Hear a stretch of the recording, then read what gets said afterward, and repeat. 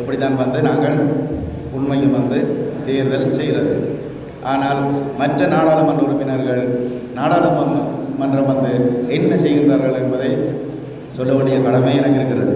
இவர்களுக்கு நல்ல ஒரு சம்பளம், நல்ல ஒரு ஓய்வூதியம், அது மட்டும் இல்லை, வாகன இறக்குமதி அனுமதி பத்திரம் அது 5 கோடி 6 கோடி ரூபாவுக்கு விற்கிறது. டீசல் கிளைம், பெட்ரோல் கிளைம் எல்லாம் எடுத்து பெட்ரோல் செட் லைசன்ஸ், பார் லைசன்ஸ், மண் பெர்மிட், கிரவல் பெர்மிட், ரோட் போட்டால் 15% கமிஷன், கட்டிடம் கட்டினா அதுலேயும் கமிஷன், வேலை வாய்ப்புகளை கொடுத்து அதுலேயும் ஒரு காசு, எல்லாம் எடுத்து இருக்கிற அரசியல் அதிகாரத்தை துஷ்பிரயோகம் செஞ்சு மக்களை அச்சுறுத்தி அரசியல் அதிகாரத்தை வைத்துக்கொண்டு சனத்தின் மேலே பிரயோகித்து ஒரு அரசியலை செய்கிறதான் வந்து என்ன இந்த அரசியல்வாதிகளினுடைய வேலை. இந்த மாதிரி வேலையை வந்து தேசிய மக்கள் சக்தி ஒரு நாளும் செய்கிறது இல்லை. நீங்கள் செலுத்துகிற வரிப்பணம் பற்றி நிறைய விஷயம் உங்களுக்கு தெரியாது. நீங்கள் கடையில் வாங்குகிற ஒவ்வொரு பொருளுக்கும் வந்து 100 ரூபாய்க்கு 18 ரூபா ஒவ்வொருவரும் வரி செலுத்துகிறீங்க. ஒவ்வொரு 100 ரூபாய்க்கும் வரி. ஒரு நாளைக்கு எத்தனை 100 ரூபா நீங்கள் செலவழிக்கிறீங்கன்றதை யோசிச்சு பாருங்க. நீங்கள் மட்டுமா உங்கள் வீட்டில் வந்து காசு செலவழிக்கிறீங்க இல்லை, நிறைய பேர் காசு செலவழிக்கிறீங்க. அத்தனை காசுக்கும் வந்து அரசாங்கத்துக்கு நீங்கள் வரி செலுத்தி கொண்டு இருக்கிறீங்க. இந்த வரிப்பணத்தில் தான் வந்து இந்த அமைச்சர்களுக்கும் பாராளுமன்ற உறுப்பினர்களுக்கும் சம்பளம், ஓய்வூதியம், ஏனைய சலுகைகள், வசதிகள் எல்லாம் கொடுக்கறது வந்து என்னத்தில் இதில் தான் கொடுக்குறது. 5 வருஷம் ஒருத்தர் வந்து பாராளுமன்ற உறுப்பினராக இருந்தால் சாகும் வரைக்கும் வந்தவருக்கு என்ன செய்யணும்? ஓய்வூதியம் கொடுக்கும். இந்த 5 வருஷம் இருந்தவங்க செய்கிறது என்ன? ரோட்டில் கமிஷன் அடிக்கிறதும், பார் லைசன் எடுக்கிறதும், சட்டவிரோத தொழில்களில் ஈடுபடுறதும், பெட்ரோல் செட் லைசன் எடுக்கிறதும், மண் பெர்மிட் வச்சு உழைக்கிறதும் தான் இந்த 5 வருஷம் செய்கிறது. 5 வருஷம் இந்த எல்லா களவு வேலைகளையும் செஞ்சு ப்ராப்பர்ட்டி சம்பாதிச்சு மணி மேக் பண்ணுறதுக்கு நீங்கள் என்ன செய்யணும்? சாகும் வரைக்கும் உங்களோட வரிப்பணத்தில் உங்களுக்கு பென்ஷன் கொடுத்து பராமரிக்க வரும். நிப்பாட்டணுமா இல்லையா? அது நிப்பாட்டணுமா இல்லையா? நிப்பாட்டி இருக்கிறோம்.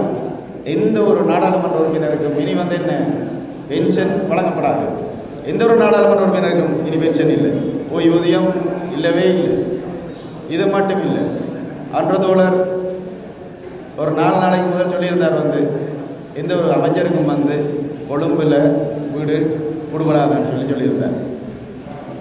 இந்த வீடுகளை எடுத்துக்கொண்டவங்க என்ன செய்கிறான்னு கேட்டால் சனந்தடி பண்ண சொல்கிறது, ஐயா கொழும்பில் இருக்கிறார், ஐயா கொழும்பு வீட்டில் இருக்கிறார். ஆன்றதோழர் என்ன சொன்னார்னு சொன்னால், உங்களுக்கு வாக்களிக்கிற மக்கள் வந்து கொழும்பில் இல்லை, உங்களோட கிராமங்களில் இருக்கிறாங்க, உங்களோட மாவட்டங்களில் இருக்கிறாங்க. நீங்கள் வேலை செய்ய வேண்டியது கொழும்பில் இருந்து இல்லை, உங்களோட மாவட்டங்களுக்கு போங்க, சனத்துக்கு வேலை செய்யுங்க. உங்களோட மாவட்டத்தில் வந்து என்ன வேலை இருக்குது, சனத்துக்கு செய்கிறது. கொழும்பில் எந்த ஒரு அமைச்சருக்கும் இனி வீடு வழங்கப்பட போகிறது இல்லை. கிராமங்களுக்கு போக வேண்டியதுதான், அங்கேருந்து வேலை செய்ய வேண்டியது தான். ஏனென்றால் சனத்துக்கு வேலை செய்கிறதுக்கு தான் அரசியல் வாய்ப்பை நாங்கள் கொடுக்குறோம். நீங்கள் என்ன செய்யணும்? சனத்துக்கு போய் வேலை செய்யணும். நல்லமா இல்லையா? நல்லா. அடுத்தது உங்களுக்கு தெரியும் வந்து ஜனாதிபதிமாருடைய செலவு.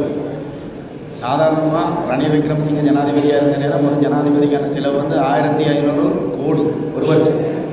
இந்த ஜனாதிபதி செலவை வந்து அரைவாசியாக குறைஞ்சால் 750 கோடியாக குறைஞ்சால் வந்து இலங்கையில் இருக்கிற பாடசாலைகளில் 18,000 பாடசாலைகளில் வந்து 12,000 பாடசாலைகளில் சரியான குடிநீர் வசதி இல்லை, மலை செல்லக்கூட வசதி இல்லை. இதில் தான் செய்யலாம். ஆனால் இந்த மாதிரி செய்கிறதுக்கும் செலவுகளை மிச்சம் பிடிக்கிறதுக்கும் சிக்கனம் பிடிக்கிறதுக்கும் இவங்கள் மனமில்லாத அரசாங்கம் தொடர்ந்தும் இந்த மாதிரியான ஆடம்பரமான செலவுகளை தான் செஞ்சு கொண்டு வந்தாங்க. ஆனால் எங்கட ஜனாதிபதி வந்ததுக்கு பிறகு தேவையில்லாத செலவுகள், வீணடிப்புகள், ஆடம்பர வாகன தொடரணிகள் எல்லாத்தையுமே நிப்பாட்டியிருக்கிறார். நீங்கள் டிவி சேனலில் பார்த்துருப்பீங்க. நாங்கள் வந்து சொல்கிறதுக்கு முதல்ல ஜனாதிபதியாக வந்த உடனே வந்து ஜனாதிபதி செய்கிறதுக்கு முன்னால் எத்தனை வாகனங்கள் கிடந்துட்டு பார்த்துருப்பீங்க. நூற்றுக்கணக்கான வாகனங்கள் கிடந்ததா இல்லையா? கிடந்தது. பயத்தில் ஒன்று வாழ்ந்த போட்டு ஓடினவங்களா இல்லையா? ஓடினவங்க. இந்த ஒவ்வொரு வாகனமும் வந்து இந்த அமைச்சர்கள், ஜனாதிபதிக்கு நெருக்கமானவர்கள், அவங்களுக்கு தேவையானவர்கள் எல்லாருமே வந்து மக்கள் வரிப்பணத்தில் பாவிச்சு ஆடம்பரம் அடித்து விண்பிரியம் செஞ்சது.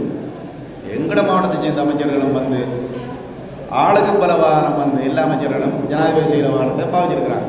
மாதம் 1500 லிட்டர் டீசல், மாதம் 1500 லிட்டர் பெட்ரோல். அமைச்சருக்கு மட்டும் இல்லை, அமைச்சருக்கு பின்னால் தெரிகிறவர், அமைச்சருக்கு முன்னால் தெரிகிறவர், அமைச்சருக்கு பக்கத்தில் தெரிகிறவருக்கும் இவங்கள் தங்கட மனசு மேலே ஏற்றி கொண்டு ஷாப்பிங் போகிறதுக்கும், பிள்ளைகளை டியூஷன் கிளாஸ் அனுப்புறதுக்கும், மீன் மார்க்கெட்டில் மீன் வாங்க போகிறதுக்கும் 6 காசில் வாகனம், உங்களோட காசில் வாகனம். நமக்கு நடக்கிறதுக்கு சிறப்பு இல்லை.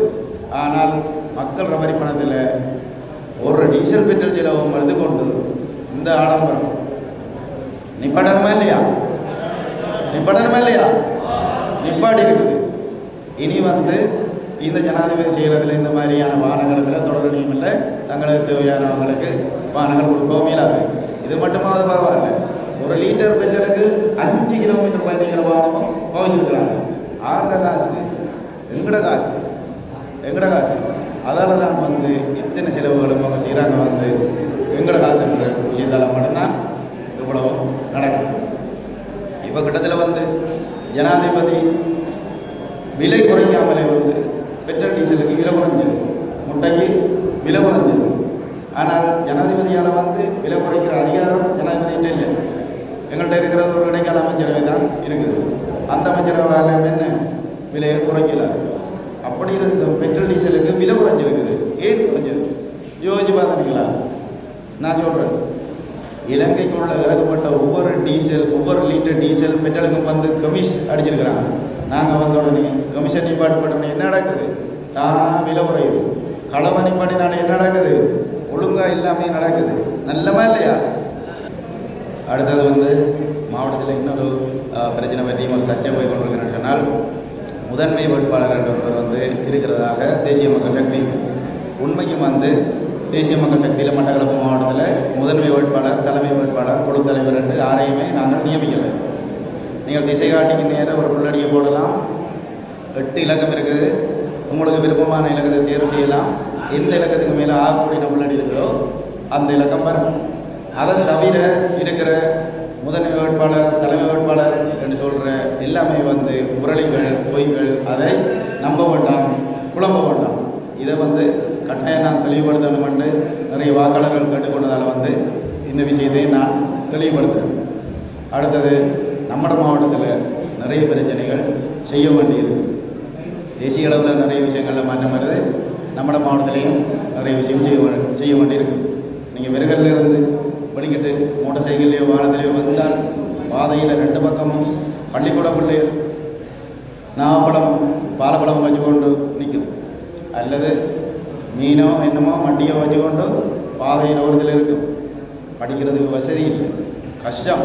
பள்ளிக்கூடத்துக்கு போயில சாப்பாடு இல்லை. நிப்பாட்டணுமா இல்லையா? அதை நிப்பாட்டணுமா இல்லையா? நிப்பாட்டணும், கட்டாயம் நிப்பாட்டணும். இது மட்டும் இல்லை, புளியாஞ்சல்லாம் இருக்கலாம், ஒன்றல்சேனியாக இருக்கலாம், குடிமலையாக இருக்கலாம்.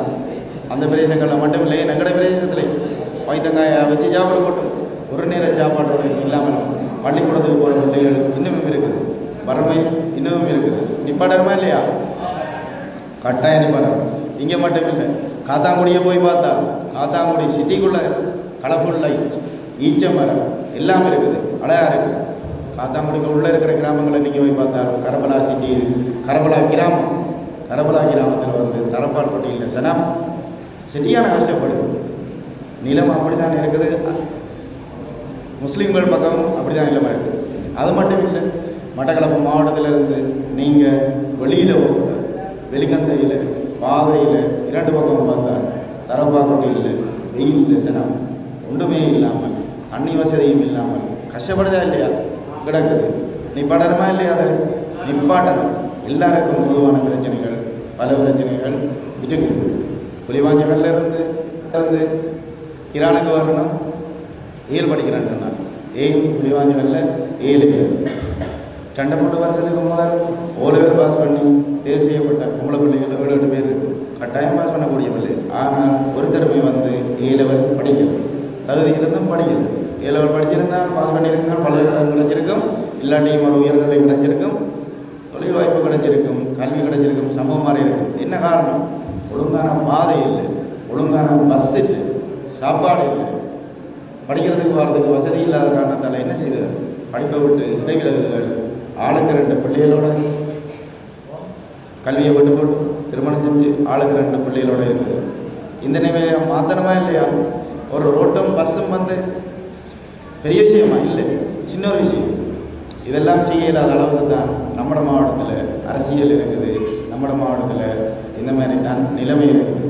இது மட்டும் இல்லை, படுவாங்கரைக்கு போய் பார்த்தா தும்பங்கனியாக இருக்கலாம், 200 வில்லாக இருக்கலாம், பாவப்படிச்சேனையாக இருக்கலாம், குடிக்கிறதுக்கு தண்ணி இல்லை. உங்களுக்கு சரி நிலத்தில் தண்ணி வருது, குடிக்கிறதுக்கு தண்ணி கிடையாது. அங்கே போனால் வறண்ட நிலம், தண்ணியே இல்லை. பிரதேச சபையில் 5 நாளைக்கு தண்ணி கொடுத்தாண்டால் 25 நாளைக்கு தண்ணி இல்லை. தண்ணி எடுக்கிறேன்னு சொன்னால் பல கிலோமீட்டர் நடந்து போகும். நிப்பாடணுமா இல்லையா? அது நிப்பாடணும். தண்ணி கொடுக்கணுமா இல்லையா? கொடுக்கணும். ஜான வீல் இல்லாட்டி பரவாயில்ல, ரோட்டுக்கு லைட்டாக போடுங்கடா, ஜான் நிற்க இல்லையாட்டு பார்த்து போகணும். சடங்கு இருக்குது, பூர்வாணம். பிரதேச சபையில் எல்லா கட்சியில் ஜாமனும் இருந்திருக்கான். தேசியமும் இருந்திருக்குது, அபிவிருத்தியும் இருந்திருக்குது, எல்லாம் இருந்திருக்குது. எல்லா கட்சியில் ஜாமனும் இருந்திருக்கான். ஒருத்தருமே ஒன்றுமே செய்யலை. என்ன செய்கிறாங்க? அநேகமானம் கடலை வச்சுட்டு இருக்கிற காசு எடுத்து போடுறது தான் பார்க்குறாங்க. ஏதாவது ஒரு திட்டத்தை போடுறது, விலையை செய்கிறது, பில்லை வைக்கிறது, கமிஷன் அடிக்கிறது, போகிறது. நிப்பாடணுமா இல்லையா? அதெல்லாம் கட்டாயம் நிப்பாடணும். இந்த ஊழல் மோசடி, இந்த மாதிரியான மோசமான அரசியல் கலாச்சாரம் இருக்கிறதால வந்து சனத்திர வாழ்க்கை இப்படியே கிடக்கிறதுக்கு காரணம் வந்து இதுதான். எப்படியே இருந்தால் இல்லை ஒன்றுமே மாறாது. மாற வேண்டிய விஷயம் ஒன்றுமே மாறாது. நாங்கள் எங்கள்கிட்ட ஒரு ரோட்டை போட்டால் பாருங்கள், 10 கோடி ரூபாய் ரோட்டு வந்தால் 15% மினிஷருக்கு கமிஷன் கொடுத்து தான் கண்ட்ரக்டர் ரோட் எடுக்கணும். 15